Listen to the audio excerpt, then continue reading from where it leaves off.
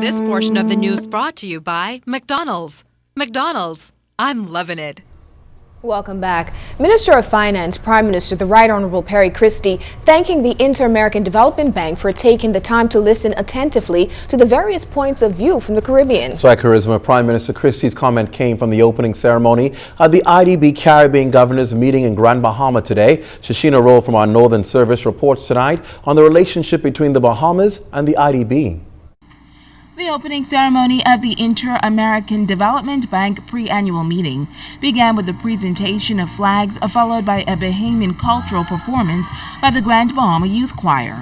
In addressing the governors and those in attendance, President of the IDB, Luis Alberto Morales, says 2014 has been a busy year for the bank, which is the largest multilateral source for Caribbean countries.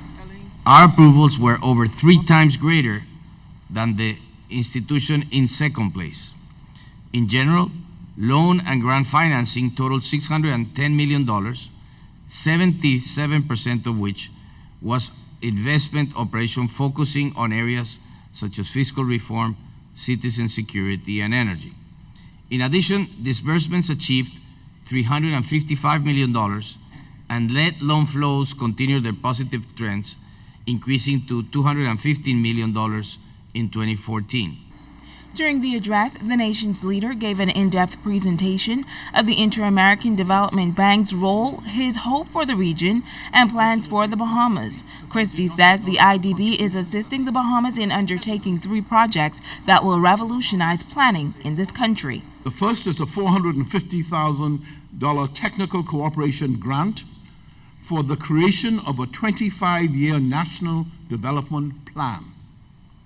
The Bahamas has not had a nationally discussed master plan for comprehensive development since independence, which means we never had one. The development plan focuses on the key pillars of the economy, focuses on governance, social development, inclusive of human development, poverty, inequality, and healthcare, infrastructure, and the environment. The nation's leader also excitedly spoke about a $600,000 grant from the IDB to develop an ecosystem service plan for the island of Andros. During the opening ceremony, Christie noted that the success of these programs lie on the efficient execution of the projects. I have been in government long enough to see us borrow money, and the circle gets bigger because of not executing the project properly, not being able, therefore, to build on the success of a properly executed project. And 20 years after we did something, coming back to it and articulating it in another form. That is what we must avoid, and that is what I demand, in being able to ensure that we maximize this opportunity that we have in the best interest of the people of this country. Shashina Roll, ZNS Network News. The Bahamas is playing host to what has been billed as one of the most important regional events. The 26th Intersessional Meeting of CARACOM is scheduled to take place here in New Providence next week. The 3-day event begins on Wednesday, February 25th at Malia Resort on Cable Beach. Ambassador to CARACOM, His Excellency Mr. Picewell Forbes, spoke to the significance of the upcoming event.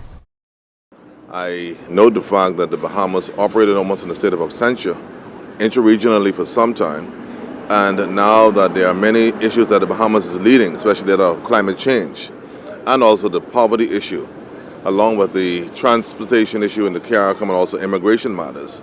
I think it's time for us now to reclaim it, and I'm glad that our Prime Minister's chairman is cognizant of the issues that faces and the challenges therein, and we in the Bahamas are excited about it. Logistically, we are very well prepared, and our staff are ready to go. And we want to say that the people of the Bahamas far and wide, this is a time for us to showcase ourselves as proud Bahamians and to speak and to showcase those things that make us uniquely Bahamian. While those issues will be discussed in depth, Minister of Foreign Affairs, the Honorable Fred Mitchell, says primary on the agenda will be a special presentation focusing on sports and culture. The Prime Minister invited former Prime Minister P.J. Patterson to put a proposal to heads of government to set aside resources for the development of sports and culture. because that's the next economic frontier for the region. And so it's going to be a fascinating discussion, and I hope leaders are able to commit themselves to that specific set-aside. Well, ground is expected to be broken in April of this year on Gladstone Road for a facility that will cater to persons with disabilities. Minister of Social Services Melanie Griffin revealed this much during a contribution to the mid-year budget in the House of Assembly this morning. The Social Services Minister, who also represents the Yamakra constituency, said the state-of-the-art complex, which will facilitate training, will be for post-school age persons with developmental needs. She shared the details outside of Parliament today. Prime Minister mandated my ministry to seek to build a facility for post-school age persons with special needs. You know, a lot of times, particularly with developmental needs, and we find that there are many families with children who have aged out of school, and they have no place else to go to utilize their talents or to be trained.